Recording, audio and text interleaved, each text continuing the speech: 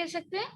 Today class is for 2 hours, and also we are just whatever we had just studied in previous classes, तो वही आपके syllabus में आया।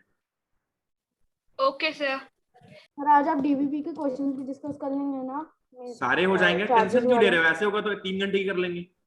मैं तो फ्री ही हूँ आज रात को, तो 3 घंटे की क्लास कर लेंगे। आप भी फ्री हो? हाँ बेटा बोलो।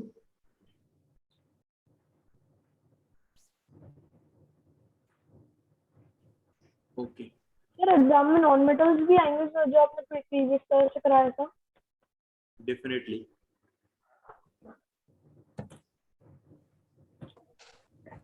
सर आप एक बार डेंसिटी समझा सकते हैं? सर 2 घंटे की क्लास। भैया I told you 3 time 4 time 5 time this class is for 2 hours. Excuse me sir, कोई स्क्रीन शेयर करना है? यस सर, राज किरण शुक्ला। सर मैं अभी माय नेम इज राज किरण शुक्ला यार। अच्छा सर आप ही हो sir? Yes okay sir, sorry. ना बाबा मैं डिस्कनेक्ट हो रहा हूँ अपने आप ही। तो यस मैं बार बार अपने आप डिस्कनेक्ट हो रहा हूँ। यार तुम्हारा नेटवर्क नहीं सही होगा ना? सर आप एक बार डेंसिटी एक्सप्लेन कर सकते हो? in the extra class just recall to me, I'll explain that. okay okay sir. okay अच्छा, जब क्लासेस हम स्टार्ट कर रहे थे, जिस वक्त शायद हम आपको आपकी रिकॉर्डिंग स्टार्ट है ना, जिस वक्त हम क्लास स्टार्ट कर रहे थे उस वक्त मैंने पहले ही जब बताया था शायद थोड़ा बहुत कि नॉन मेटल और मेटल्स क्या होते हैं। तो मेटल्स जो होते हैं वो left side of the periodic table होते हैं, और जो नॉन मेटल होते हैं वो ज्यादातर right side of the periodic table होता है। अगर मैंने शायद एक दिन थोड़ा सा पीरियडिक टेबल भी शो किया था, ऐसा हुआ था ना? Yes sir, yes sir sir. आपने कहा था भी पीरियोडिक टेबल रखो अपने पास। हाँ, तो पीरियडिक टेबल जिसने ली है वो देख सकता है। जो पीरियडिक टेबल का राइट हैंड साइड है, मेरे पास ओल्ड थी इसलिए मैंने ओल्ड मेरे पास है। हाँ सर मेरे पास ओल्ड थी तो मैंने वो ले ली। ओके ओके यस है मेरे पास।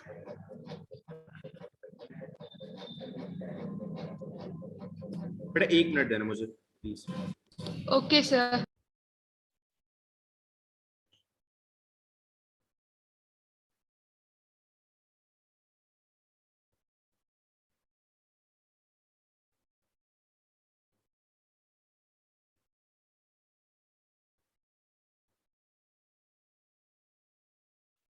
हाँ, आगे बात करते हैं। तो physical properties of non metal के बारे में हम बात करने जा रहे थे। तो पहली बात तो आप समझ लो कि नॉन मेटल जो है वो पीरियडिक टेबल के राइट हैंड साइड में है। तो हमने ऑलरेडी ये चीज बताई हुई थी, फिर से बता देता हूँ। Right hand side of the periodic table, module में भी लिखा हुआ होगा, आप उसको भी देख लें। Right hand side of the periodic table. Okay,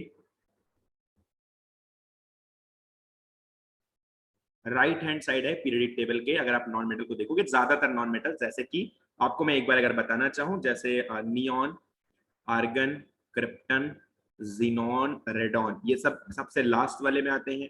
उसके पहले आता है फ्लोरीन, क्लोरीन, ब्रोमीन, आयोडीन। उसको देख लेना, बहुत याद करने की जरूरत नहीं है, बस आपको 20-30 तक जितना बताया मैंने उतना याद करने की जरूरत होगी। उसके बाद यहाँ पर शायद ऑक्सीजन, यसी, सॉरी ऑक्सीजन, यस, यसी, टी, पीएच, ये होता होगा शायद। उसके बाद उसके पहले एसी को किस सर, एसी का full form? Selenium, okay sir. एस्टोनियम, ने yes B,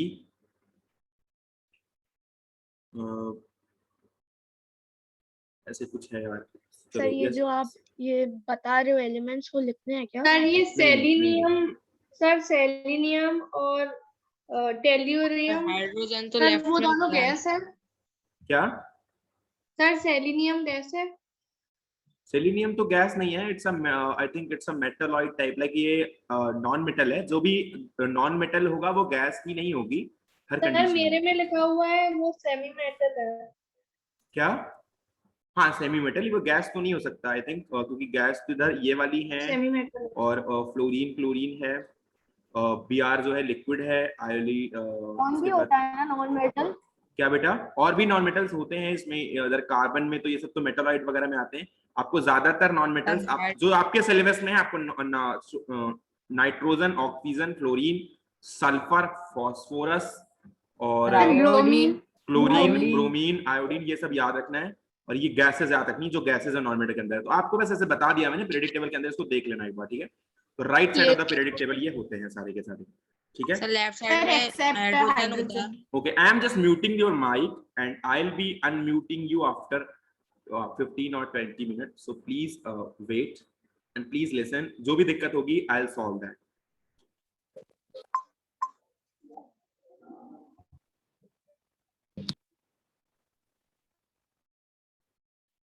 Yeah.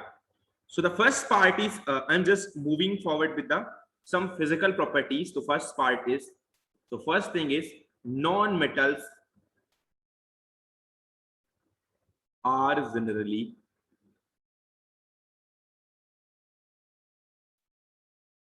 brittle in nature. Brittle in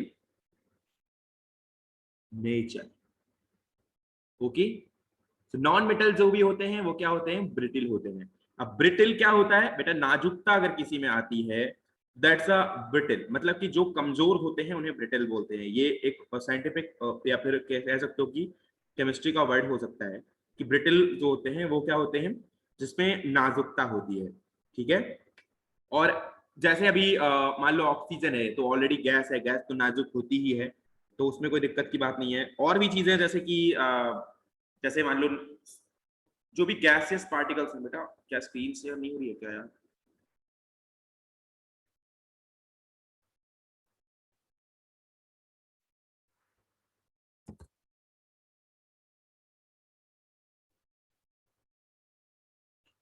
या तो जैसे नाइट्रोजन हो गया, जो भी गैसियस पार्ट है वो तो नाजुक हैं क्योंकि उनके पार्टिकल्स ऑलरेडी दूर दूर है, ठीक है।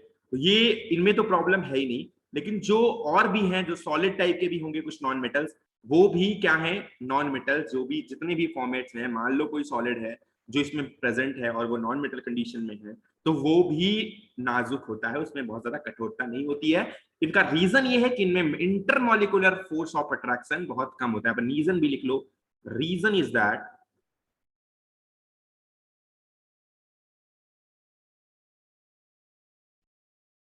intermolecular force of attraction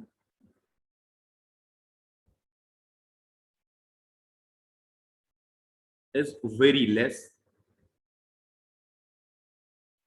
and intermolecular space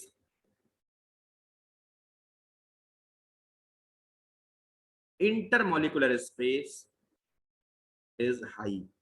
इनमें इंटरमॉलिक्यूलर स्पेस हाई होता है और इंटरमॉलिक्यूलर फोर्स ऑफ अट्रैक्शन बहुत कम होता है, जिसकी वजह से ही ये ब्रिटिल होते हैं या कमजोर होते हैं। अगर किसी में रीजन, अगर मान लो 5-7 चीजें यहाँ पर एक साथ रह रही है, 5-7 पार्टिकल्स रह रहे हैं, बेटा please don't raise your hand, I will tell you everything after the unmute. So मान लो 5-7-10 चीजें रह रही हैं, तो यहाँ पर मान लो 10-12 चीज 15 चीजें या 15 पार्टिकल्स रह रहे हैं।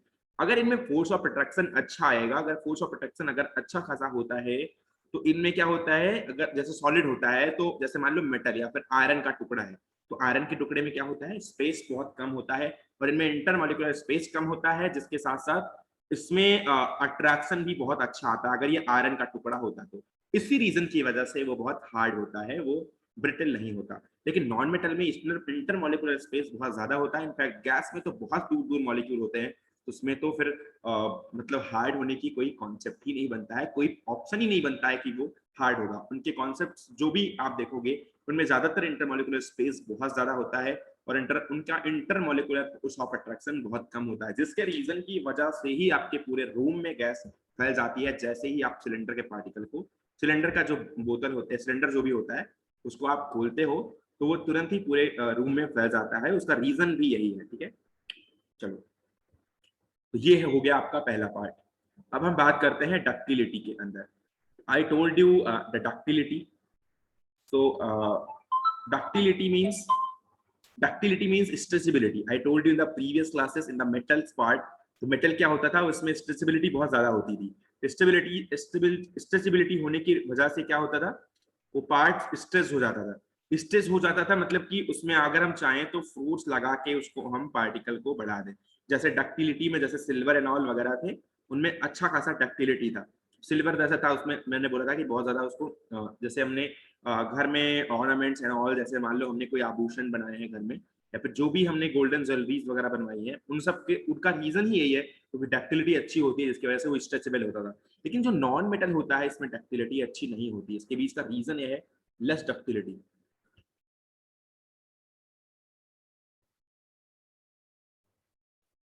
क्योंकि ये नाजुक हैं, because they are brittle. I already told you, because they are brittle.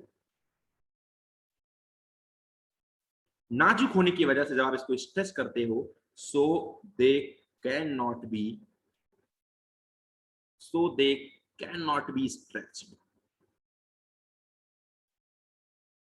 इसी वजह से ये स्ट्रेचेबल नहीं होते हैं और इनको स्ट्रेच नहीं किया जा सकता, क्योंकि इनमें नाजुकता बहुत ज्यादा होती है। लेकिन जो मेटल होता था उसमें नाजुकता नहीं थी, इसलिए उसको खींच कर उसको बड़ा बनाना आसान था। ठीक है, चलो। तो ये डक्टिलिटी नहीं, डक्टाइल नहीं होते, या वेरी लेस डक्टिलिटी, या कह सकते हो not ductile. Also you can say not ductile. Okay, already खींचा हुआ है, ऑलरेडी गैस दूर दूर है, ऑलरेडी जो पार्टिकल है दूर दूर, उसको आप खींच के कैसे बना सकते हो? उसमें जो फोर्स ऑफ अट्रैक्शन आपस में नहीं है, उसको खींचोगे तो वो ऑलरेडी खींच जाएगा, पीछे वापस नहीं जाएगा, क्योंकि उसमें नाजुकता बहुत ज्यादा है, जिसके रीजन की वजह से डक्टिलिटी बहुत कम आती है। अब हम तीसरे पॉइंट पे बात करते हैं। तीसरा पॉइंट में देखोगे, non metals are bad conductor of heat and electricity. अच्छा देखो, नॉन मेटल्स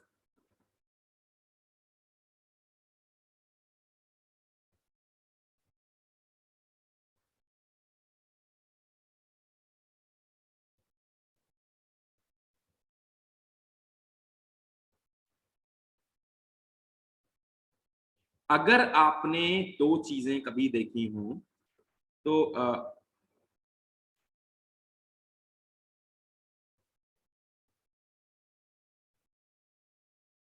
क्या वॉइस नहीं आ रही है आप लोगों को?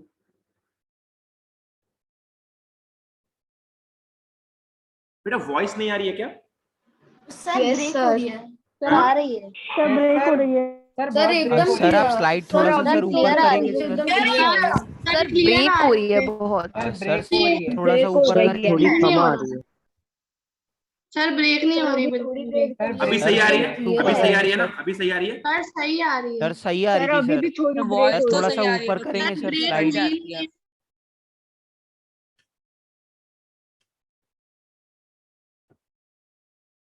यस बेटा, this is the first slide, you can write it down. ले लो, 1 मिनट ले लो, राइट कर लो अगर ऐसे राइट करना है तो। I will just put it down after 1 minute. Take your time.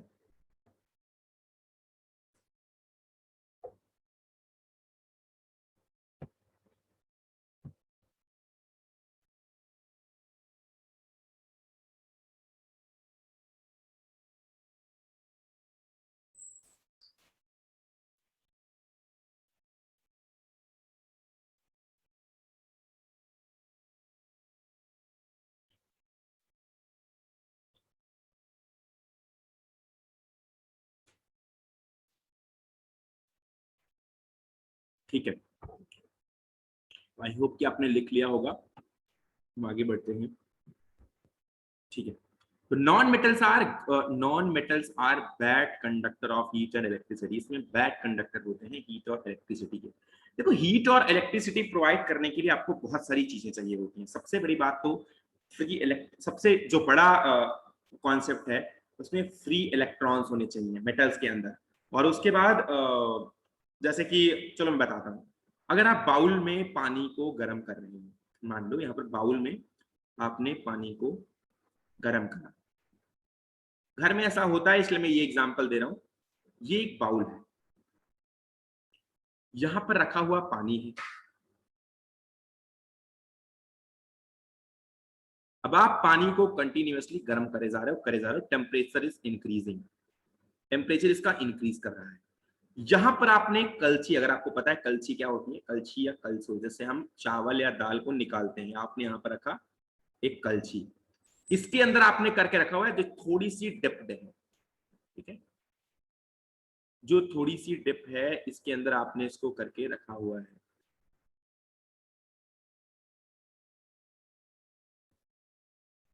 Okay, तो इसके अंदर आपने करके कलछी को रखा हुआ है। आप जब देखोगे जब टेम्परेचर हम इंक्रीज करते जाएंगे, टेम्परेचर को हम इंक्रीज करते जाएंगे तो आप देखोगे कि गर्म होता जाएगा।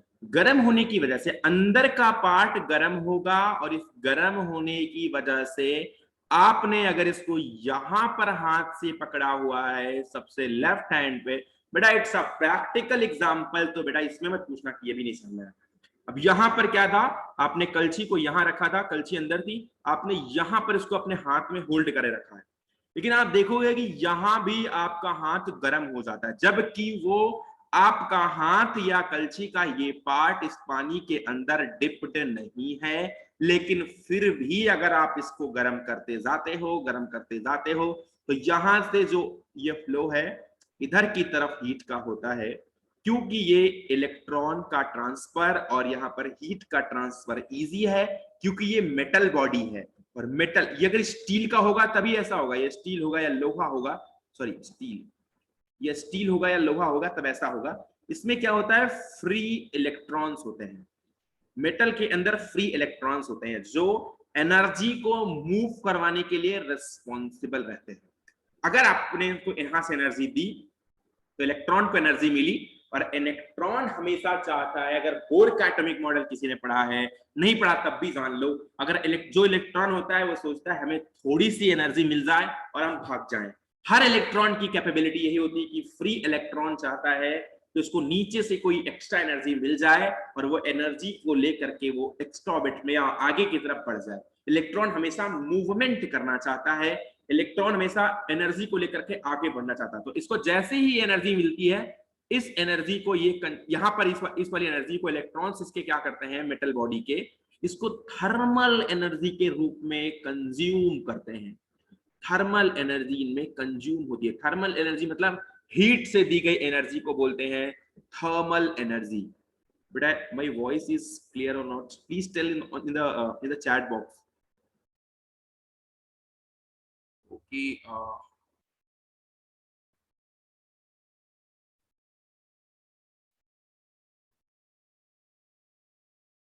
now it is fine or not?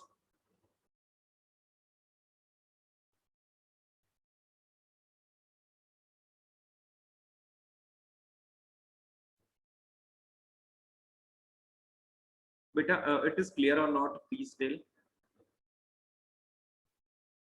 Okay, okay.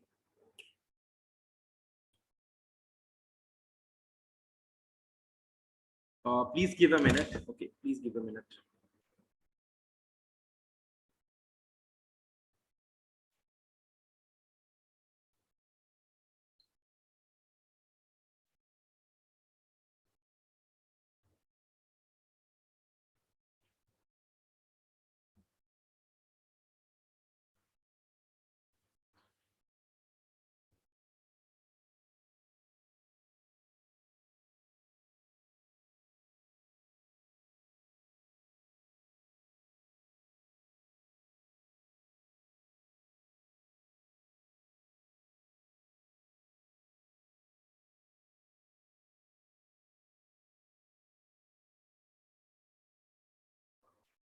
Am I audible or not right now? Please tell in the chat box immediately. Please tell. Now it is fine. Okay. Okay, okay, okay, बेटा.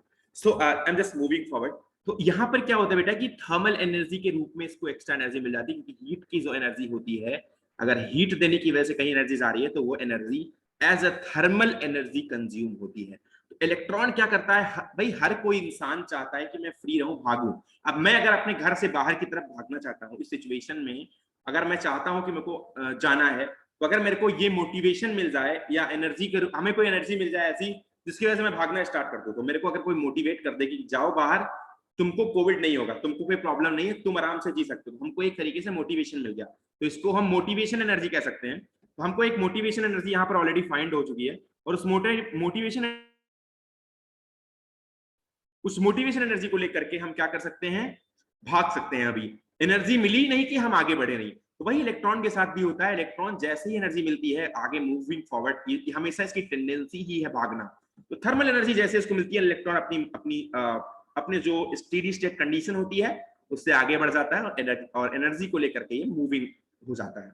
अच्छा, तो लेकिन यहां पर क्या होता है, अगर आपने इसी बाउल को अगर आपने गर्म किया और गर्म करते वक्त आपने नीचे से टेम्परेचर को बढ़ाया, ठीक है, यहां से आप टेम्परेचर बढ़ा, सेम एज इट इज, जैसे वहां पे टेम्परेचर बढ़ रहा था वैसे ही टेम्परेचर आपने यहां बढ़ाया। यहां पर भी आपने एक कलछी ली, ये वाली कलछी स्टील की थी, दोनों ही इस फिगर को ड्रॉ कर लेना, ये वाली कलछी स्टील की थी और यहां पर आपने कलछी ली, दिस इज द वुडन, ये वुडन है, लकड़ी की है, और आपने यहां से इसको होल्ड किया, ठीक है, आपने इसको यहां से होल्ड किया, पकड़ा। अब टेम्परेचर बढ़ाते गए तो यहां पर जितने में अंदर रहेगा मे बी वो भी ना गर्म हो पाए। जो अंदर रहेगा ना, आप इसको बाहर निकाल के छुओगे तो 1 मिनट तक गर्म रहेगा, जस्ट उसके बाद तुरंत इसकी ये गर्माहट इसकी चली जाएगी। और यहां पर होल्ड किया हुआ पोर्शन तो कभी भी गर्म नहीं होगा, क्योंकि ये वुडन है, ये कंडक्टर अच्छा नहीं है, ना तो हीट का कंडक्टर है और ना तो इलेक्ट्रिसिटी का कंडक्टर है। एक ये लकड़ी है, लकड़ी के अंदर फ्री इलेक्ट्रॉन्स नहीं होते हैं, there is no free electron, there is, ये भी एक टाइप का नॉन मेटल है, बस इतनी बात है कि ये एलिमेंट नहीं है लकड़ी, ये भी एक टाइप का नॉन मेटल कह सकते हो। There is no free electron in the wood, so my hand will not get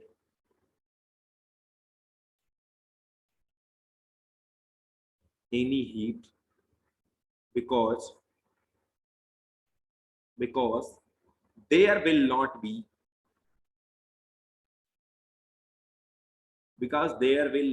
be heat transfer. अगर हीट का ट्रांसफर ही नहीं होगा, अगर फ्री इलेक्ट्रॉन उसका पाथ नहीं बनेंगे, क्योंकि हीट का ट्रांसफर इलेक्ट्रॉनों के द्वारा ही होता है, जब चार्ज का फ्लो होता है तो इलेक्ट्रॉन फ्लो करके ही हीट का ट्रांसफर करवाते हैं। लेकिन अगर उसमें फ्री इलेक्ट्रॉन्स नहीं है तो मूवमेंट कौन कराएगा? इसी रीजन की वजह से क्या होता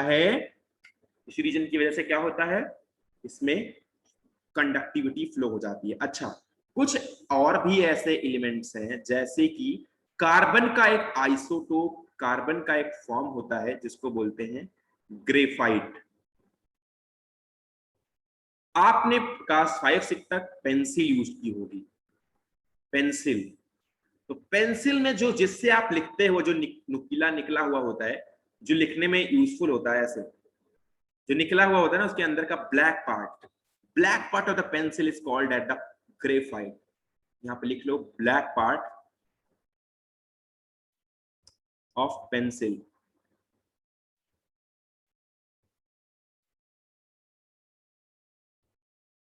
पेंसिल के अंदर का जो ब्लैक पार्ट होता है वो क्या होता है? ग्रेफाइट होता है। अच्छा, एक में अगर आपको एक्सपेरिमेंट बताऊं तो अगर आप जो स्विच है, आपके घर में जो स्विच बोर्ड होता है, अगर आप स्विच के अंदर जो स्विच होते हैं ना, ऐसे इस स्विच के अंदर अगर आप यहां पर कहीं ग्रेफाइट की बनी हुई इस पेंसिल की अगर आगे की नोक डाल दो और पेंसिल को आपने दोनों तरफ छीला हुआ है, कभी कभी कुछ बच्चे क्या करते हैं, इधर भी पेंसिल को छील लेते हैं,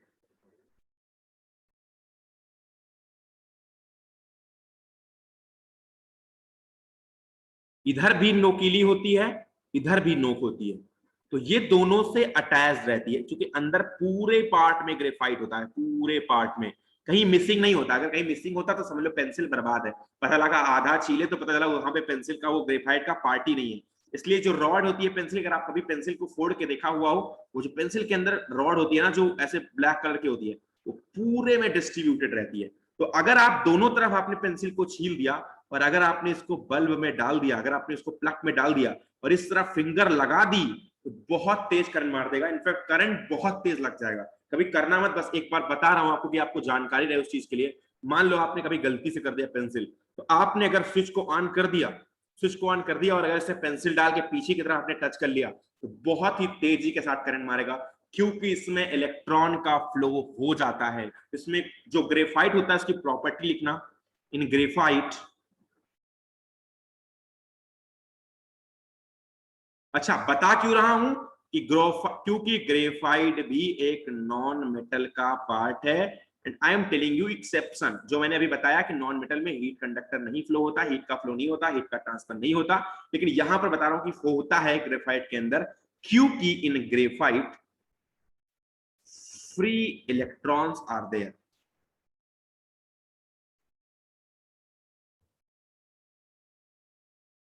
In graphite, free electrons are there and they are free to move. In graphite, free electrons are there and they are free to move. So it is a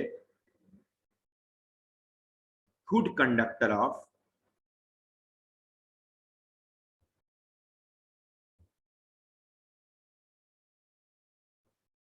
electricity. अच्छा, दो अलग अलग चीजें हैं, मैं आपको बता देता हूं। It's good conductor of electricity and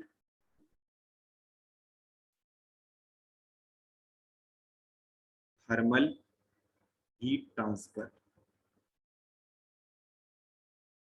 देखो मैं आपको दोनों चीजें बताऊंगा, फिजिक्स वाले सर तो बताएंगे ही बाद में, मैं भी आपको बताता हूं। इलेक्ट्रिसिटी, इलेक्ट्रिकल एनर्जी क्या होती है? जो आपके घर में बिजली आती है, जो बिजली आती है, वहां पर अगर आप देखोगे तो वहां पर होती है इलेक्ट्रिकल एनर्जी। ठीक है, इलेक्ट्रिकल एनर्जी इन हाउस लिख सकते हो, इन हाउस इलेक्ट्रिक सर्किट्स, वहां पर होता है इलेक्ट्रिकल एनर्जी का फ्लो, इलेक्ट्रिकल चार्ज का फ्लो होता है। लेकिन थर्मल एनर्जी क्या होती है बेटा? अगर हमने किसी को टेम्परेचर देकर के बढ़ाया हुआ है, इसके टेम्परेचर को अगर टेम्परेचर देके गर्म करा हुआ है, जैसे कि bowl is heated by gas on अ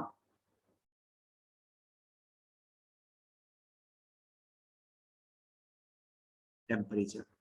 तो ये दो अलग अलग चीजें हैं, कहीं पे थर्मल कंडक्टिविटी पूछी जाएगी, कहीं पे इलेक्ट्रिकल कंडक्टिविटी पूछी जाएगी।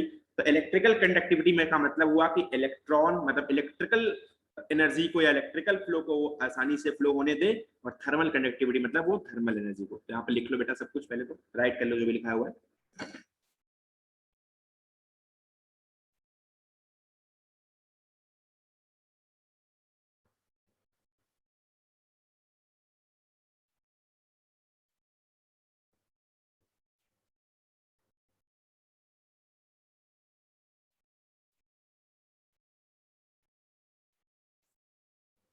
अच्छा आगे बढ़ते हैं अब धीरे से।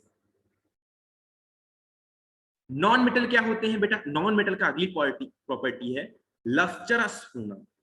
अगली प्रॉपर्टी लिखना, या शायद आपकी चौथी या पांचवी प्रॉपर्टी है, आई डोंट नो, देख लेना। हाँ शायद ये चौथी प्रॉपर्टी है जो मैं बता रहा हूं अभी। ठीक है, तो नॉन मेटल्स और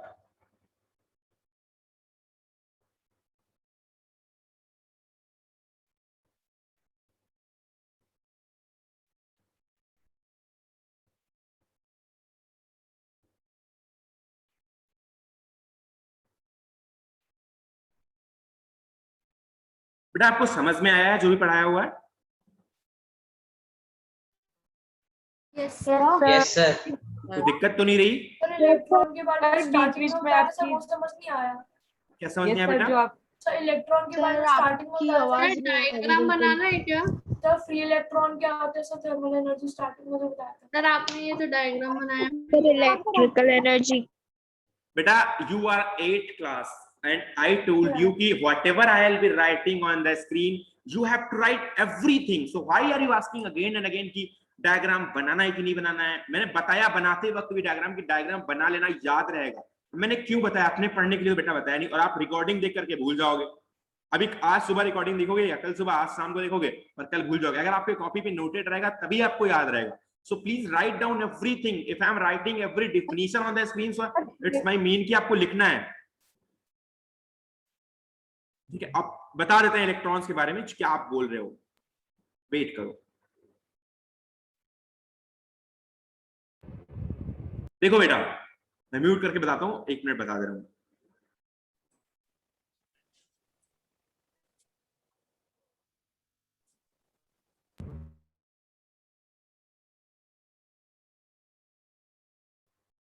Please write each and everything, whatever I'll be writing on the screen. Tension मत लो, मैं अभी अपवर्ड करके स्क्रीनशॉट भी दे दूंगा सबको, तो टेंशन मत लो। और जिसका थोड़ा बहुत अगर छूट जाता है कार्ड लाइन तो उसके लिए टेंशन मत लेना, I'll be moving upward, tension मत लो। तो मैं बता रहा था फ्री इलेक्ट्रॉन्स के लिए, चलो मैं बताता हूँ। आपके घर में जो इलेक्ट्रिसिटी आती है बेटा, जैसे आपके घर में बाहर से अंदर की तरफ इलेक्ट्रिसिटी आती है। अब यहाँ पर आपका फ्रिज लगा हुआ है, यहाँ पर आपका टीवी है, यहाँ पर आपका मोटर है, यहाँ पर आपका रास्ते में कोई कूलर है। तो जो भी इलेक्ट्रिसिटी आ रही है बेटा, ये रिस्पॉन्सिबल है इलेक्ट्रॉन के फ्लो की वजह से, यानी चार्ज के फ्लो की वजह से। अगर इलेक्ट्रॉन नहीं होता तो चार्ज फ्लो नहीं होता, क्योंकि चार्ज फ्लो हमेशा, दुनिया का सारा चार्ज फ्लो इलेक्ट्रॉन की वजह से होता है।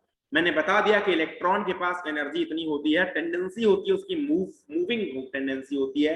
वो अपने एटम को छोड़ के जाना चाहता है, अपने घर को छोड़ के जाना चाहता है, दुनिया को छोड़ के जाना चाहता है, जहां पर भी रहता है वहां भागने की कोशिश करता है। तो अगर उसको एक पाथ दे दिया गया है ये वाला, तो electron is trying to move forward just because of that, just because of higher potential to lower potential. आपको हायर पोटेंशियल और लोअर पोटेंशियल सर बताएंगे फिजिक्स वाले, लेकिन मैं बता देता हूँ हायर पोटेंशियल का मतलब होता है, जैसे कि अब ये मत पूछना प्लीज कि अभी एक्सप्लेन करो, मैं बस जस्ट इंफॉर्मेशन के लिए बता दे रहा हूँ। हायर पोटेंशियल से लोअर पोटेंशियल मतलब कि जिसका पोटेंशियल कम है, जिसमें कम क्षमता है। अब मान लो यहाँ पर पानी इतना है और दोनों में एक पाइप लगा दी, यहाँ पर पानी ऑलरेडी फिल्ड है, तो आप देखोगे कि फील्ड वाले पानी से पाइप निकल करके इसमें से पानी आके इसमें गिरेगा। तब तक गिरेगा जब तक दोनों का लेवल समान ना हो जाए। थोड़ी देर बाद आप देखोगे कि दोनों का लेवल इक्वल आ जाएगा। जब दोनों का लेवल इक्वल आ जाएगा तब पाइप से पानी आना बंद हो जाएगा। ठीक है, तो this is the flow of higher potential to lower potential. Okay, तो the same thing I am talking about in the electrical flow, that यहाँ पर हायर पोटेंशियल से लोअर पोटेंशियल के ऊपर इलेक्ट्रॉन यानी चार्ज का फ्लो होता है, इलेक्ट्रॉन मूविंग रहते हैं। अच्छा, जो आपका मेटल होता है, मेटल में अगर आप देखो तो सोडियम के अंदर, अगर सोडियम के अंदर ही देखो तो इसका इलेक्ट्रॉनिक कॉन्फ़िगरेशन होगा 2 8 1, इसके पास 11 इलेक्ट्रॉन होते हैं टोटल। एक इलेक्ट्रॉन फ्री होता है, इसके बाद प्लस चार्ज इसीलिए आता है जब ये एक इलेक्ट्रॉन देता है। एक इलेक्ट्रॉन ये फ्री होता है, एक्स्ट्रा इलेक्ट्रॉन्स होता है जो एक्स्ट्रा ऑर्बिट्स में होता है। इनके पास आउटर मोस्ट ऑर्बिट में 2 8 1 2 8 2 2 8 3, ज्यादातर 1 2 3 इलेक्ट्रॉन ही होते हैं आउटर मोस्ट ऑर्बिट में। आपको क्लास 7th में इलेक्ट्रॉन फिलिंग बताई गई होगी, जहां पर ऑक्टेट रूल बताया गया था।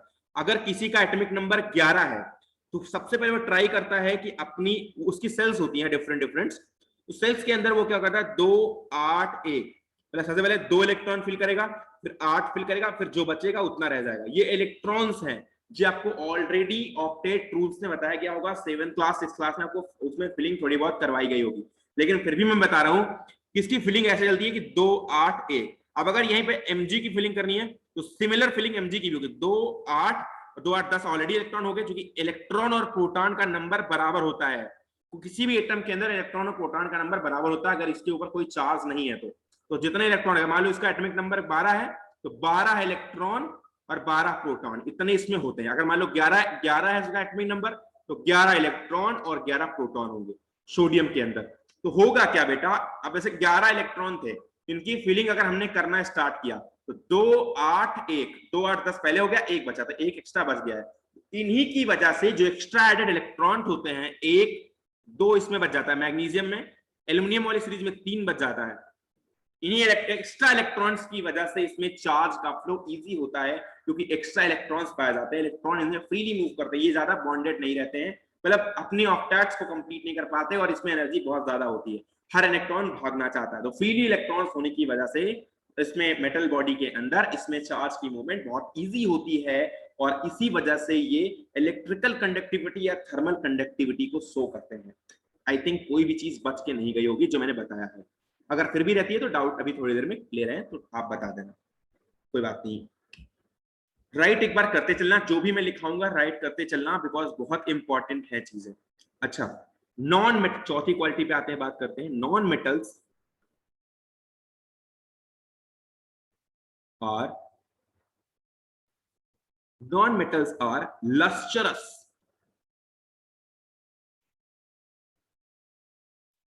and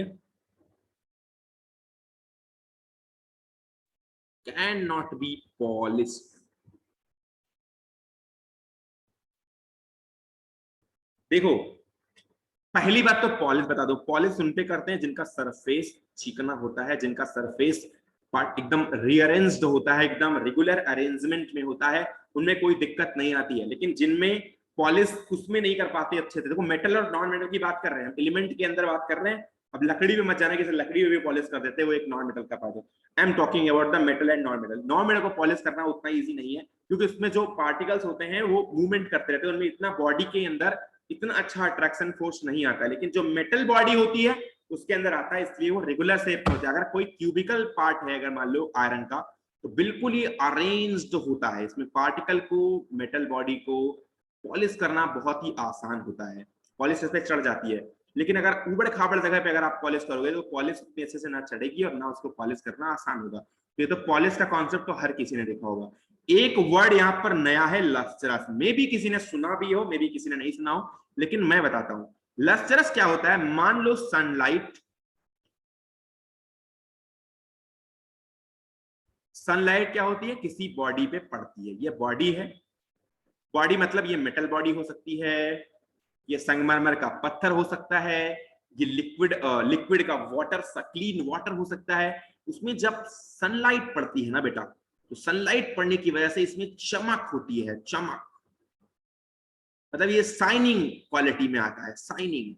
जैसे आपने सिल्क का कोई स्वेटर देखा हो, बहुत लोगों ने सिल्क का स्वेटर बीच में बहुत ट्रेंडिंग में था, वो स्वेटर में कुछ चमकीला चमकीला सा लगा होता था, उसमें जब सनलाइट पड़ता था बहुत चमकता था, वो पार्ट बहुत चमकता था। या फिर कभी आपने मिठाई के ऊपर सिल्वर की जो लेयर होती है उसको देखी हो, तो वो सिल्वर क्या होती है? बहुत चमकती है। अगर उसको लाइट में रख दी जाए, इनफैक्ट वो लाइट को रिफ्लेक्ट करती है पूरी पूरी। आपको फिजिक्स की क्लासेस में बताया जाएगा ये सब चीजें आगे चल के। लेकिन रिफ्लेक्शन की नेचर होता है, उसमें लाइट जो होता है चमकदार होता है, उसे कहते हैं लस्ट्रस क्वालिटी। तो नॉन मेटल्स क्या होते हैं? Non metals are actually not lustrous, I think. हाँ, यहाँ पे गलत लिखा था, non metals are not lustrous.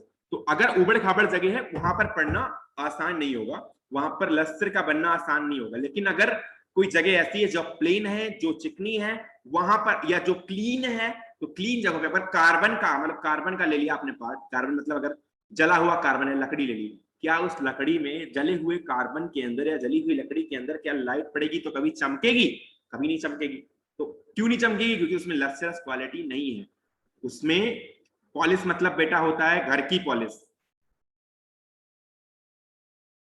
बेटा क्या वॉइस ब्रेक अभी भी कर रही है क्या मेरी?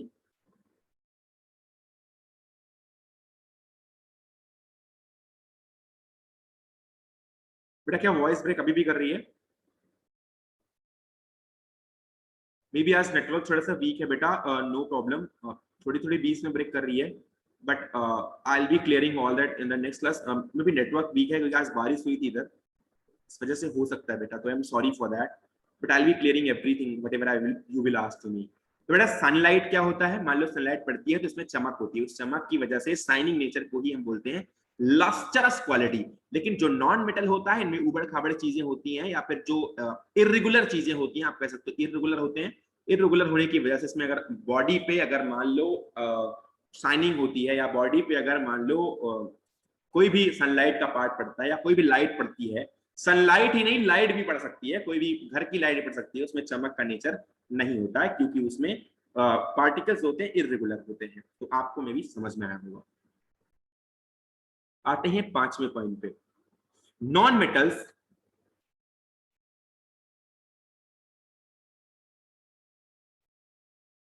may be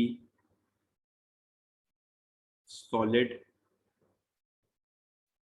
liquid gas. Non metal में इरेगुलरिटी बहुत ज्यादा होती है, बहुत ज्यादा बेटा सॉलिड होते हैं, बहुत ज्यादा गैस होते हैं, बहुत ज्यादा इसमें लिक्विड होते हैं। लेकिन मेटल वगैरह में ऐसा नहीं था। मेटल में लिक्विड केवल कुछ ही मेटल ऐसे थे, जैसे आपको मैंने बताया था हाइड्रोगेरियम, यानी कि मरकरी एक द्रव है जिसको हम लिक्विड बोलते हैं। मरकरी एक लिक्विड है लेकिन वो मेटल होता है, उसकी डेंसिटी बहुत अच्छी होती है, लेकिन वो एक मेटल फॉर्मेट में होता है क्योंकि उसका कुछ पार्टिकुलर रीजन में वो ऐसे बिहेव ही करता है, मतलब उसका बिहेवियर है पार्टिकुलर कि वो मेटल होते हुए भी वो लिक्विड फॉर्म में होता है। लेकिन ज्यादातर मेटल्स में या ज्यादा मेटल्स में जैसे बाकी मेटल्स जो पाए जाते हैं उनमें कभी ऐसे नेचर्स नहीं होते हैं। लेकिन नॉन मेटल्स में बड़ी ही इरेगुलरिटी होती है, इसमें सॉलिड और लिक्विड और गैस तीनों टाइप की चीजें आती हैं। ठीक है, तो मैं बता देता हूँ कुछ सॉलिड और कुछ लिक्विड और कुछ गैसियस। ठीक है, और केवल सॉलिड लिक्विड गैस, एक देखो एक चीज तो क्लियर थी पहले से, मैंने बार बार ये चीज बताई हुई है कि टेम्परेचर बढ़ा के तो आप सॉलिड को लिक्विड में और लिक्विड को गैस में हमेशा कन्वर्ट कर ले जाओगे, चाहे वो सोडियम हो, चाहे वो आयरन हो, चाहे वो मैग्नीशियम हो, चाहे वो कोई सब मेटल हो, सबको। लेकिन जब भी हम नॉर्मल क्वालिटी की बात करते हैं, हम हमेशा बात करते हैं at the steady state condition, यानी कि मैं बात करता हूं हमेशा नॉर्मल टेम्परेचर कंडीशन पे, यानी कि जो हमारा रूम टेम्परेचर है। तो रूम टेम्परेचर पे बहुत सारे नॉन मेटल ऐसे होते हैं जो रूम टेम्परेचर पे सॉलिड, लिक्विड और गैस में होते हैं। तो हम बात हमेशा रूम टेम्परेचर वाली करें जब भी हम क्वालिटी को डिस्कस करेंगे। तो मैं कुछ सॉलिड, लिक्विड और गैस बता देता हूं, आपको मॉड्यूल में भी मिल जाएगा, मैं यहाँ पे समझा भी देता हूँ इस चीज को। तो सॉलिड, आप प्लीज नोट्स ऐसे बनाते रहना, जो भी मैं लिखाऊंगा अगर मॉड्यूल में कोई चीज रिटन है तो ये मैं सोचना इसको आप वहां से लिख लोगे, यहाँ जो लिखाएंगे उसको लिख लोगे, क्योंकि चीजें फिर बहुत ज्यादा डिसबैलेंस हो जाएंगी। तो प्लीज मॉड्यूल का जो भी मैं पॉइंट बोलूंगा वो लिख लेना, जो मैं एक्स्ट्रा फिगर्स, जो भी एक्स्ट्रा चीजें बताऊंगा वो लिख लिया करो, जो भी एक्स्ट्रा एग्जांपल्स दूं वो भी लिख लिया करो। तो सारी चीज कॉपी में रिटर्न होनी चाहिए। तो सॉलिड के अंदर जैसे कार्बन, सल्फर, रूम टेम्परेचर पे सल्फर क्या है, सल्फर होता है सॉलिड स्टेट में। ठीक है, आयोडीन, आयोडीन तो हर किसी ने देखा होगा, आयोडीन घर में सॉलिड स्टेट में होता है। लिक्विड की बात करते हैं बेटा, लिक्विड में आपका ब्रोमीन आता है।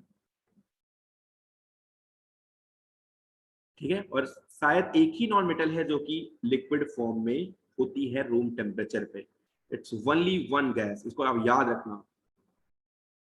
मे बी वन क्वेश्चन आ सकता है इनमें से कि कौन लिक्विड है, कौन सॉलिड है, कौन गैस है, तो आपको याद रखना है। तो bromine, it's only one non metal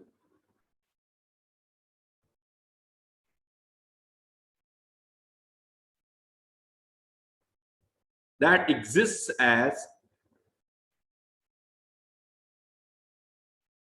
liquid state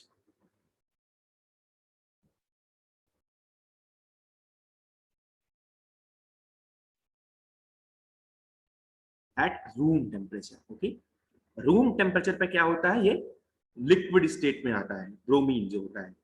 और अगर गैसियस की बात करें तो गैसियस तो भरी पड़ी है, पूरी पूरी गैस, जैसे जितनी भी गैस होती हैं सारी आप नॉन मेटल में लगभग ले लो, हाइड्रोजन, ऑक्सीजन, नाइट्रोजन, फ्लोरीन। ठीक है, सारी की सारी गैसेस को आप कंसिडर कर सकते हो उसके अंदर। ठीक है,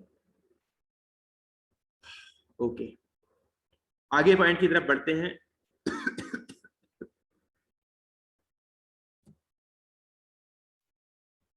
एक चीज और भी है सॉलिड के अंदर, मैंने आपको दो फॉर्म बताई थी। कार्बन का एक फॉर्म होता है diamond, it's allotrope of carbon, मतलब कार्बन से मिलकर बना है। And also a form is graphite.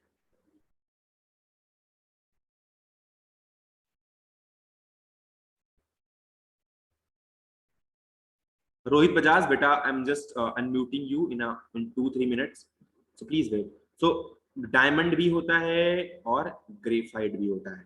ठीक है, कार्बन के दोनों फॉर्मेट्स होते हैं। जो डायमंड होता है ये हार्डेस्ट मेटल है, हार्डेस्ट नॉन मेटल, बहुत ही हार्ड होता है।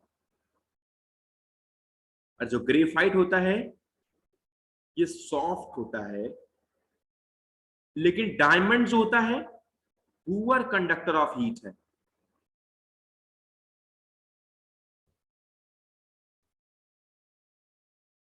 और जो ग्रेफाइट है वो क्या है? Good conductor of heat.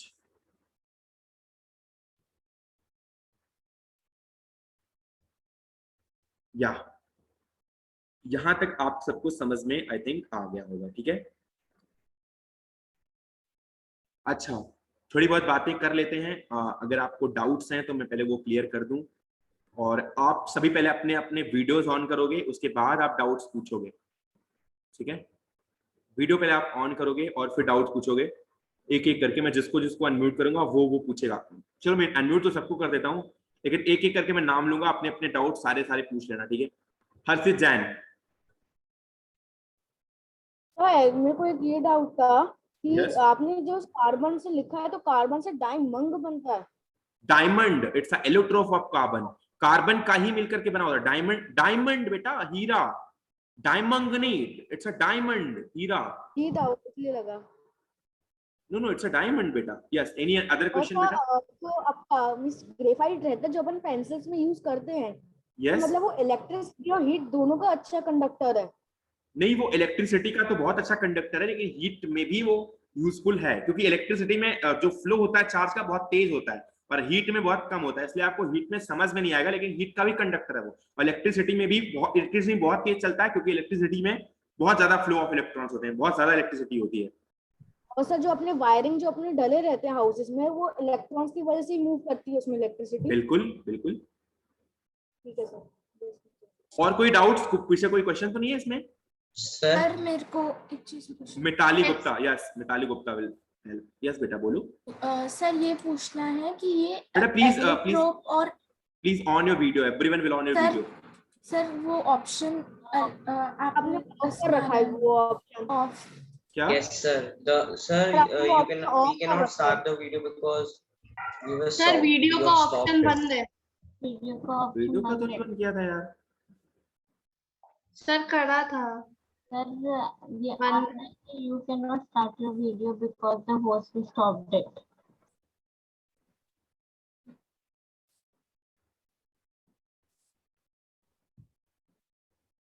Yes sir लिखा रहा है कि आप नहीं कर सकते। Sir, Yes sir. हाँ, बोलो बेटा। मैथ सर मिताली, यस बोलो। सर ये आइसोटोप और एलिट्रोप में क्या फर्क है? आइसोटोप्स तो बेटा वो होते हैं जिनमें atomic weights and all same होते हैं, और एलोट्रोप्स उनमें मिक्स्ड फॉर्म्स होती है। मतलब जैसे कार्बन के बहुत सारे, अच्छा जैसे एलोट्रोप है तो वो कार्बन का मिक्सचर है एक तरीके का, उसमें बहुत सारे कार्बन के पार्टिकल्स होंगे, उससे मिलकर वो बना होगा। लेकिन जो आइसोटोप्स होते हैं ना, उसमें क्या होता है कि वो जैसे आइसोटोप है, तो आइसोटोप में वो एटॉमिक नंबर और एटॉमिक वेट का कॉन्सेप्ट है कि एटॉमिक नंबर सेम होगा, एटॉमिक वेट डिफरेंट होगा, तो वो एक आइसोटोप होगा। और एटॉमिक वेट सेम होगा और एटॉमिक नंबर डिफरेंट होगा, तो वो होगा आइसोबार। लेकिन एलोट्रोप क्या होता है, वहां पर क्या एक सिंगल की बात करते हैं, लेकिन जब एलोट्रोप की बात करते हैं उसमें नंबर ऑफ पार्टिकल्स होते हैं उसी सेम चीज के। Yes, any other question? अभी उठाए just. Sir please mute yourself.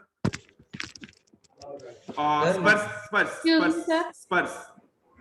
Sir, I don't have any doubts. Okay, Gargi Sharma. Sir आप थर्मल एनर्जी फिर से बता दीजिए। बेटा जैसे इलेक्ट्रॉन की फ्लो होते हैं ना, जैसे इलेक्ट्रिकल एनर्जी, मतलब जैसे बेटा प्लीज म्यूट योर माइक यार, आई am just clearing all the doubts. जैसे मान लो इलेक्ट्रिकल फ्लो होता है, घर में इलेक्ट्रिकल फ्लो होता है ना आपके, तो वो कहीं से बिजली बन करके आती है, तो वहां पर जैसे मान लो किसी पावर हाउस से आती है, तो वो क्या, उसमें टेम्परेचर का रोल नहीं होता। वो जो इलेक्ट्रिकल एनर्जी होती है वो इलेक्ट्रिकल एनर्जी का बिल्कुल डिफरेंट कॉन्सेप्ट है। तो वहां पर क्या होता है, इलेक्ट्रॉन का फ्लो होता है due to electrical energy, due to power house से जो एनर्जी आती है, जो पावर हाउस से जो चार्जेस आते हैं, जो तार से होकर के आते हैं, जो भी आपके यहाँ लाइंस आई हैं उससे जो चार्जेस आते हैं, उसकी वजह से जो फ्लो होता है वो इलेक्ट्रिकल एनर्जी का फ्लो है। लेकिन आपने टेम्परेचर बढ़ा के अगर फ्लो किया, जैसे मान लो आपने कलछी रख के अभी करवाया था आपको ना, अगर आपने ये रख के अगर आपने इसका टेम्परेचर बढ़ा के किया, तो अगर आप टेम्परेचर को इंक्रीज करते जाओगे तो इसमें एनर्जी जो होगी, इसमें जो टेम्परेचर की वजह से जो हीट इसमें ट्रांसफर होगा, तो हीट ट्रांसफर जो होता है वो क्या होता है, हीट ट्रांसफर थ्रू चार्ज, उसको बोलते हैं थर्मल एनर्जी। लेकिन जो इलेक्ट्रिकल एनर्जी का ट्रांसफर होता है, जो इलेक्ट्रॉन का ट्रांसफर होता है ड्यू टू पावर हाउस और due to coming electrical parts, उसको बोलते हैं electrical energy. So is it right for you now? Yes sir. Sir आप है ना उसकी डिफाइन थी ना, वो दिखा दीजिएगा। क्या थी बेटा? सर आपने थर्मल एनर्जी की डिफाइन लिखवाई थी, bowl is heated by gas on a, फिर उसके बाद मैंने लिखा नहीं, ऑन अ के बाद ऑन अ टेम्परेचर। Yes, बेटा। Any other Yes, sir. I have a doubt. name? बेटा name? Sir, Bhomik. Bhomik Sharma. Yes, Bhomik Sharma. Sir, Bhomik Pahuja. Yes, बेटा। Yeah, Bhomik Pahuja. Please tell बेटा। Sir मुझे doubt था sir कि मतलब diamond को sir हम बहुत हाई टेम्परेचर पे भी मेल्ट नहीं कर सकते। बिकॉज बेटा उसमें इलेक्ट्रॉन्स नहीं होते, फ्लो नहीं होता इलेक्ट्रॉन का। मान लो आपने एक डायमंड है, तो डायमंड में मान लो आपने क्या किया, ये मान लो पार्टिकल है डायमंड का, ठीक है। तो अगर आपने इसको टेम्परेचर देना स्टार्ट कर दिया मान लो, तो टेम्परेचर जाएगा कहां तक? मान लो इस अपर सरफेस तक जाएगा टेम्परेचर, लेकिन अंदर सरफेस के कब जाता है टेम्परेचर? जब इलेक्ट्रॉन का एटलीस्ट फ्लो हो। या तो आप जला दो, जलाने की बात कर रहे हो, लेकिन इलेक्ट्रॉन का एटलीस्ट फ्लो हो, एटलीस्ट हीट तो अंदर जाए। अगर हीट अंदर जा ही नहीं रही है तो वो फ्लो कैसे करेगा बेटा? वो टेम्परेचर में मेल्ट कैसे करेगा? तो सरफेस तो मेल्ट करने के लिए चलो रेडी हो भी जाएगी, लेकिन इनसाइड पार्टिकल्स रेडी नहीं होंगे, इसीलिए ये कॉन्सेप्ट है। और कोई क्वेश्चन बेटा? Excuse me, sir. Bhaumik Ahuja, Bhaumik Ahuja, Bhaumik Ahuja. No बेटा sir, please. No more okay okay, one by one. या बेटा। Excuse me, sir. Yes sir बेटा। आपने जो सर लिखवाया है 281 सर, ये सब क्या है? बेटा it's a contribution of electron. आपको 7th क्लास में जरूर बताया गया होगा कंट्रीब्यूशन ऑफ इलेक्ट्रॉन, क्योंकि जब भी किसी एटम के अंदर इलेक्ट्रॉन का कंट्रीब्यूशन होता है वो इस तरह से होता है। अगर नहीं बताया गया तो फिर मैं क्लास में बता दूंगा, किसी एक्स्ट्रा क्लास में कैसे फिलिंग करते हैं। मैं एक बार देखता हूँ सिलेबस आपके वो सिलेबस में है कि नहीं है, तो फिर उसके अकॉर्डिंग मैं आपको बता दूंगा। सर बीच में सर मेरे को कुछ भी नहीं दिखाया सर, नेट चला गया तो सर मैं देख नहीं पाया था। बेटा recording will be there. Okay, anyone Excuse me, question? sir. नाम बताना। यस गांगुली। यस सर मुझे सर वो ब्रिटल वाली प्रॉपर्टी समझ नहीं आई। Brittle is a soft thing. Brittle जैसे कोई चीज कमजोर है ना, तो वो एक ब्रिटल क्वालिटी है। जैसे मान लो आपने क्या किया, मान लो पार्टिकल, जैसे मेरा ये माउस है, तो माउस के पार्टिकल बेटा बहुत पास है, ठीक है। माउस के पार्टिकल बहुत पास है, एकदम नजदीक है। अगर इसको तोड़ना चाहेंगे तो ये मजबूत है, बिकॉज पार्टिकल इसमें बहुत सारे छोटे छोटे पार्टिकल जिससे भी बना है, मान लो इसको प्लास्टिक से बनाया गया है या पॉलीमर से बनाया गया है, इसके पार्टिकल्स बहुत नजदीक है, एक दूसरे में चिपके हुए हैं। इसको मैं तोड़ूंगा तो जल्दी से टूटेगा नहीं, तो इसके पार्टिकल जो है ये हार्ड है, जो इसका ओवरऑल स्ट्रक्चर है हार्ड है। लेकिन मैं अगर बिस्किट आपको दिखाऊं, बिस्किट अभी मेरे पास नहीं है, तो बिस्किट अगर मैं आपको दिखाऊंगा तो बिस्किट को आप तोड़ेंगे तो बिस्किट टूट जाएगा। इज इट राइट और नॉट? तो बिस्किट टूट जाएगा बिकॉज के पार्टिकल्स हैं बहुत दूर दूर होते हैं, वो इतने सॉफ्ट होते हैं, तो उसको ब्रिटल, उसको बोलते हैं this particle is soft and this particle is hard. अब मैं अगर इस हाथ में बिस्कुट लूं तो biscuit is brittle and this is hard. Okay sir. Sir Excuse me, sir. Sir, can I ask you a question? या मिताली गुप्ता। यस सर जब इंटरमॉलिक्यूलर स्पेस ज्यादा होता है यस। तब हीट ट्रांसफर जल्दी होता है कि जब कम होता है तब? अच्छा, just telling you one concept. अगर आप इसको देखो तो वेट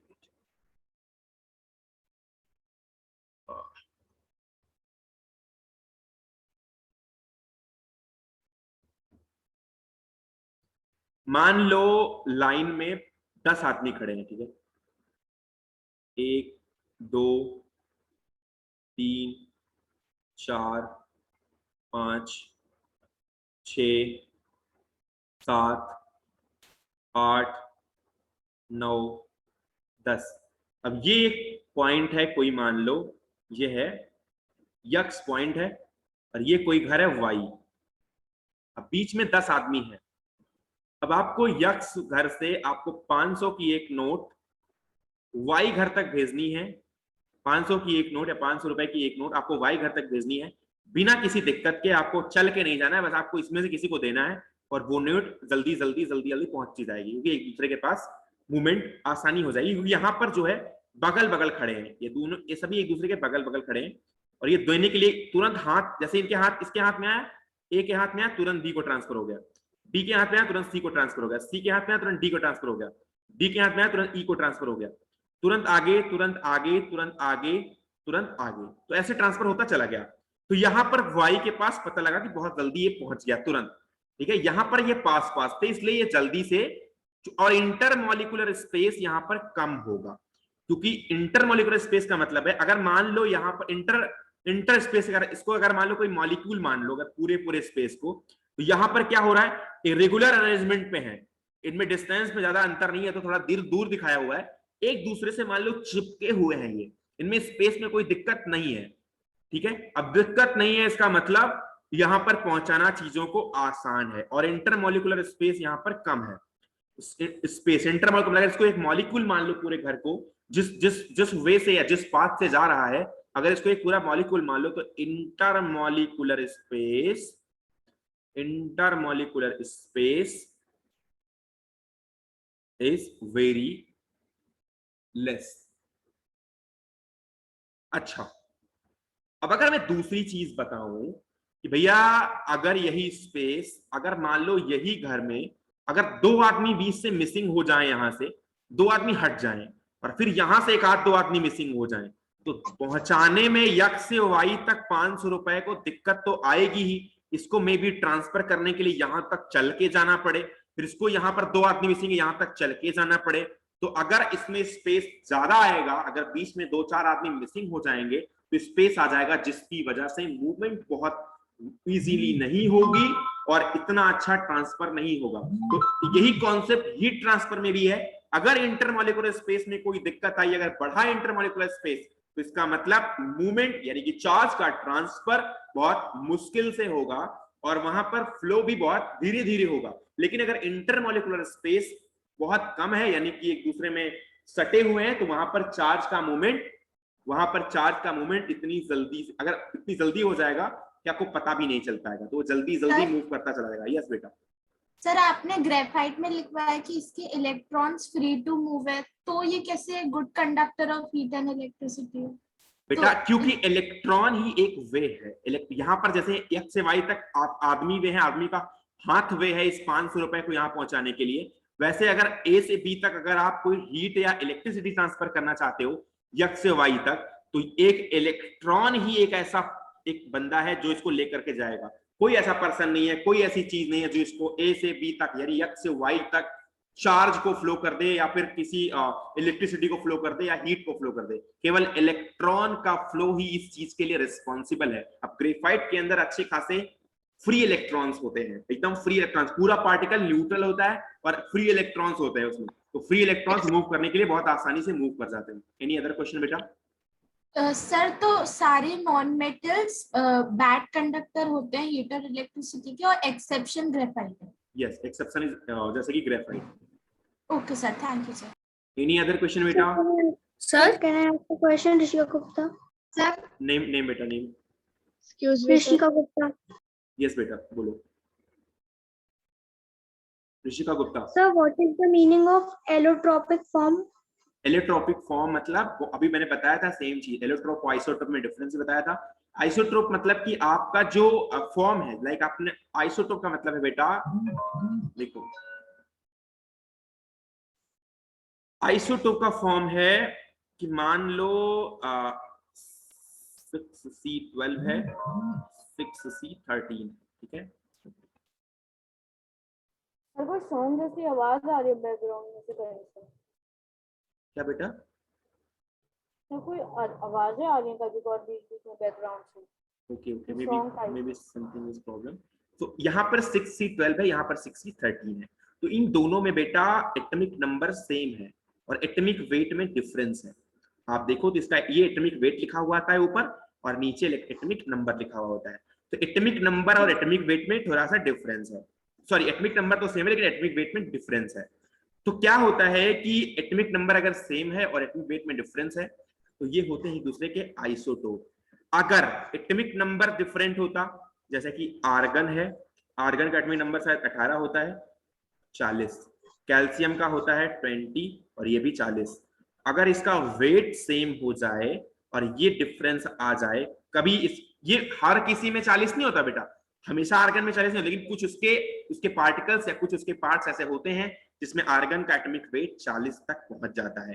वो डिफरेंट में वेरी करता है। तो अगर इसमें 40 तक पहुंच गया तो उस पार्टिकल के साथ पार्टिकुलरली कैल्शियम का जो मॉलिक्यूल होगा, क्योंकि कैल्शियम के पास ऑलरेडी 40 एटॉमिक वेट होता है, तो कैल्शियम का मॉलिक्यूल इस पार्टिकुलर एटम के साथ आइसोबार फॉर्मेट में होगा।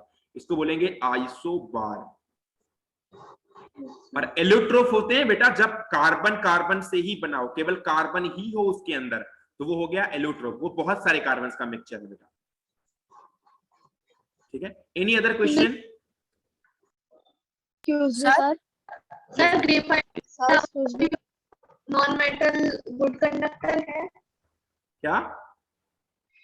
सर ग्रेफाइट के अलावा कोई और नॉन मेटल गुड कंडक्टर है? नहीं बेटा, मैंने एक्सेप्शन बोला ना कि graphite is exception. Okay sir, thank you. Any other one? Yes sir. Sir आपने गैसेस कौन सी? या रोहित बजाज? सर जैसे आपने बताया था non metals are not lustrous हाँ। And can not be polished. Hmm. तो सर जैसे चेयर भी तो नॉन मेटल ही हुई। बेटा चेयर इज तो नॉट sir, an element ना। I told you 3 times 4 times in between I am talking about the elements। ये मत बोल देना कि बाद में लकड़ी तो सर पॉलिश कर ले गए हैं।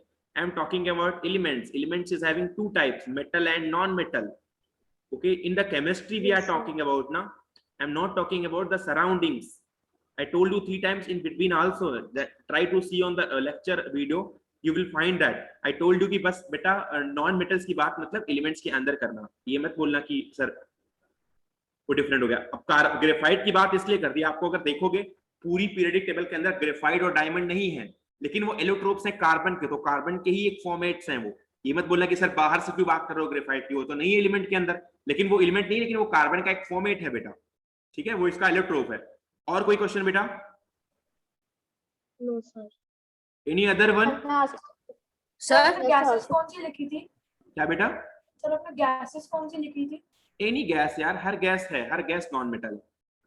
कोई भी गैस लिख लो, hydrogen, chlorine, neon, argon, krypton, जेडन, ऑक्सीजन, सब कुछ नॉन मेटल है। Sir can I ask my doubt now? Yeah sure. मेरे को एक ये डाउट था, जो इलेक्ट्रॉन होता है तो जैसे उस पर इलेक्ट्रिसिटी आती है तो वो मींस एक तरह से धक्का मारने का काम करती है इलेक्ट्रिसिटी, अ काइंड ऑफ। नहीं, धक्का मारने का नहीं बेटा, धक्का नहीं होता। अगर मान लो आप घर से बाहर जाना चाहते हो, तो जैसे ही मान लो आपके पापा ने आपको रोका हुआ है, घर से बाहर नहीं जाना है, और अगर मम्मा ने बोल दिया, अगर एक पीछे से अगर एक कोई भी आपको सपोर्ट करने के लिए मिल गया, आपको एनर्जी अगर मिल गई उनकी कि हाँ उनकी वाइब्स मिल गई, मतलब उनका मोटिवेशन मिल गया। वाइब्स मतलब बोल सकते हो कि उनकी पॉजिटिव वर्ड्स तुम्हें मिल गए कि बेटा तुम जा सकते हो, कोई दिक्कत नहीं, पापा की बात मत मानो, तो तुम्हारे पास इतनी एनर्जी अभी आ गई है, या तुम सोच सकते हो मोटिवेशनल तरीके से, आप सोच सकते हो अभी मोटिवेटेड हो आप काम करने के लिए, तो आप तुरंत भाग जाओगे, सोचोगे भी नहीं, तो आउटसाइड जाना फिर इजी हो जाएगा। तो वो एक तरीके की एनर्जी का पार्ट है, वो धक्का नहीं मार रही मम्मा तो तुम्हें एक तुम चाहते ही हो बाहर जाना। बेटा वेट, तुम बाहर जाना चाहते थे पहले, तुम्हारा वैसे इलेक्ट्रॉन भी जाना चाहता था, मूव करना चाहता था, लेकिन इलेक्ट्रॉन को मिली एनर्जी पीछे से, वो धक्का नहीं मार रही है। तो वैसे घर में भी तुम जाना चाहते हो, पीछे से मिली एक पॉजिटिव थिंकिंग, एक पॉजिटिव मोटिवेशन जो आपको जाने के लिए अब रेडी कर रही है। इतना समझना बस।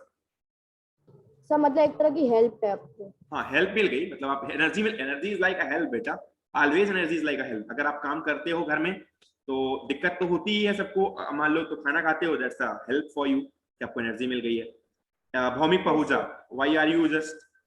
दूसरा डाउट और था। यस बेटा, please on your video. Bhaumik Pahuja ने अपना वो रेज हैंड किया हुआ है ना।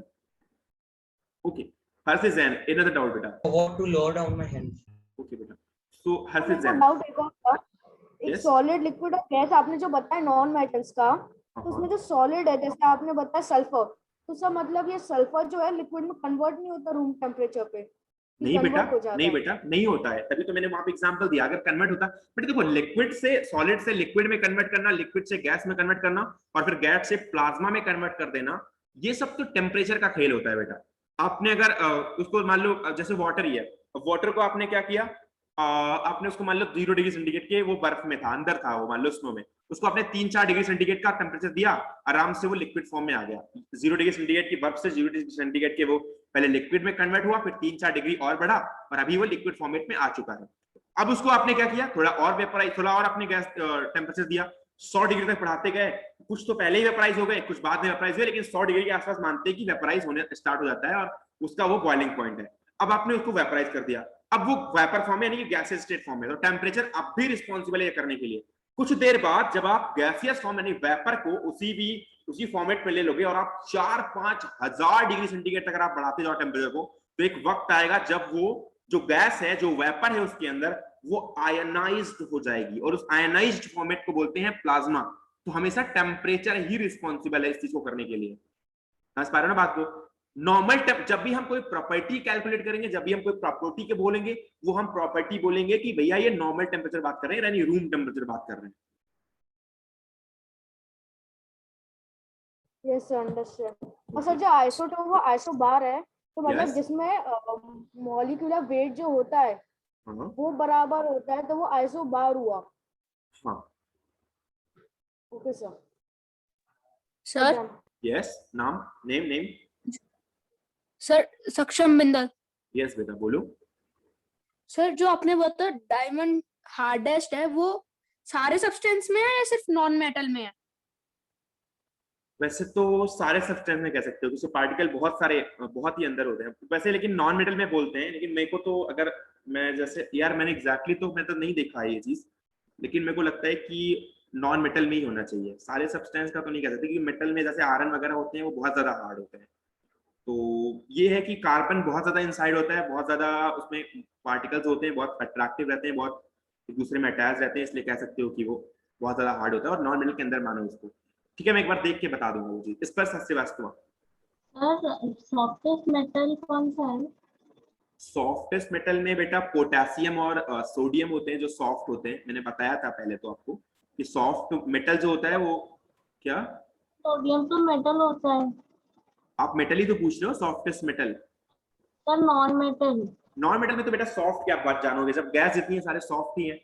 गैस है मेटल्स में, सॉफ्ट का क्या बात, सॉफ्ट की क्या बात, जब इतने पार्टिकल दूर दूर ही हो गए तो फिर उसमें सॉफ्ट की क्या बात करें। सर मैं सॉलिड नॉन मेटल की बात कर रहा था। सॉलिड लॉ मेटल के अंदर एग्जैक्टली तो नहीं है, मतलब पीरियड टेबल में लिखा, लेकिन कार्बन एक है, कार्बन फॉर्मेट जो है, कार्बन भी सॉफ्ट ही होता है। बिकॉज आप जब जैसे कोई चीज जलाते हो, लकड़ी एंड ऑल, तो आप देखते हो उसका पार्टिकल आप हाथ से उसको रिमूव कर सकते हो। जो कोयला होता है आप उसको हाथ से रिमूव कर सकते हो, तो कह सकते हो कि वो होता है। वैसे सल्फर भी बहुत मतलब नॉर्मल होता है, तो सॉफ्ट होता है, लेकिन मेरे को पीरियड टेबल में तो नहीं मिला कि कोई चीज ऐसी लिखी गई हो।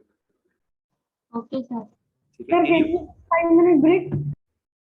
क्यों जाना चाहते हो यार, अभी तो मैंने भी खाना नहीं खाया सुबह से। Excuse me sir. हाँ बेटा बोलो। Sir Chaitanya Arora. Yes sir. जाओ बेटा, हो क्या हो, पानी वानी पी के आओ, टेंशन मत लो। हाँ रोहित बजाज बोलो बेटा। सर डायमंड लिक्विड फॉर्म में आ सकता है? बेटा उसको लिक्विड फॉर्म में कन्वर्ट करना बहुत ही ज्यादा मुश्किल हो जाएगा, बहुत, मतलब आप उसको ब्रेक करके उसके बाद पीस करके कहीं जा करके वो उसको आप डाल पाओगे लिक्विड फॉर्म में, क्योंकि वो अंदर टेम्परेचर जाना बहुत मुश्किल है। ऑलरेडी अभी शायद किसी ने पूछा था, कोई पहुजा ने पूछा था कि यस सर, या कि उसमें क्या टेम्परेचर को अंदर जाना या बहुत ज्यादा टेम्परेचर उसको लिक्विड फॉर्म में कन्वर्ट करना बहुत मुश्किल होता है। मैंने बताया था कि बेटा वो सरफेस पे तो मान लो टेम्परेचर आप डाल दोगे, लेकिन अंदर टेम्परेचर डालना बहुत मुश्किल होता है बेटा, क्योंकि उसमें अंदर टेम्परेचर डालने के लिए आप करोगे क्या, लेयर बहुत ज्यादा हार्ड होती है, तो टेम्परेचर अंदर जा नहीं पाएगा, इसलिए उसको डायरेक्ट कन्वर्ट नहीं कर सकते। अगर करना ही है तो फिर पीस के कर सकते हो, वो फिर एक अलग कंडीशन है। एनी अदर क्वेश्चन बेटा? और सर Ag और Au हो सकते हैं? क्या हो सकते हैं? Ag और Au तो हो सकते हैं लिक्विड फॉर्म में। ओके सर कार्बन का एलोट्रोप क्या है? ग्रेफाइट एंड ग्रेफाइट भी बताया मैंने और डायमंड भी बताया, दोनों ही एलोट्रोप हैं।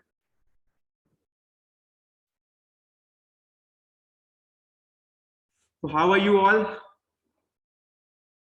Sir, fine. Class Sir, fine. ज़्यादा देर तो नहीं जा रही है? Fine. No, sir. Okay, any other question? No sir. पानी पी के साथ आ सकते हो 5 मिनट के अंदर, फिर मैं चार्जर बता देता हूँ। सर हाँ बेटा बोलो। Sir chemical properties of non metal and metal कल आप पढ़ा रहे थे, यस, तो सर उसमें सिर्फ ऑक्सीजन के संग ही रिएक्शन होता है? क्या बेटा? उसका मेटल्स और नॉन मेटल्स की रिएक्शन सिर्फ ऑक्सीजन के संग होता है? होता है बेटा, आगे भी होता है। मैं अभी रिएक्शन पे कहाँ आया हूँ, नॉन मेटल की रिएक्शन पे आऊंगा ना। Okay sir. Yes sir yes sir अभी थोड़ी देर पहले आपने बोला था कि कार्बन सॉफ्ट नॉन मेटल होता है। सर अगर कार्बन सॉफ्ट होता है तो सर डायमंड हार्ड कैसे होता है? क्योंकि पार्टिकल्स होते हैं बेटा उसके अंदर अंदर, मतलब इतने ज्यादा वो बॉन्डेड रहते हैं ना।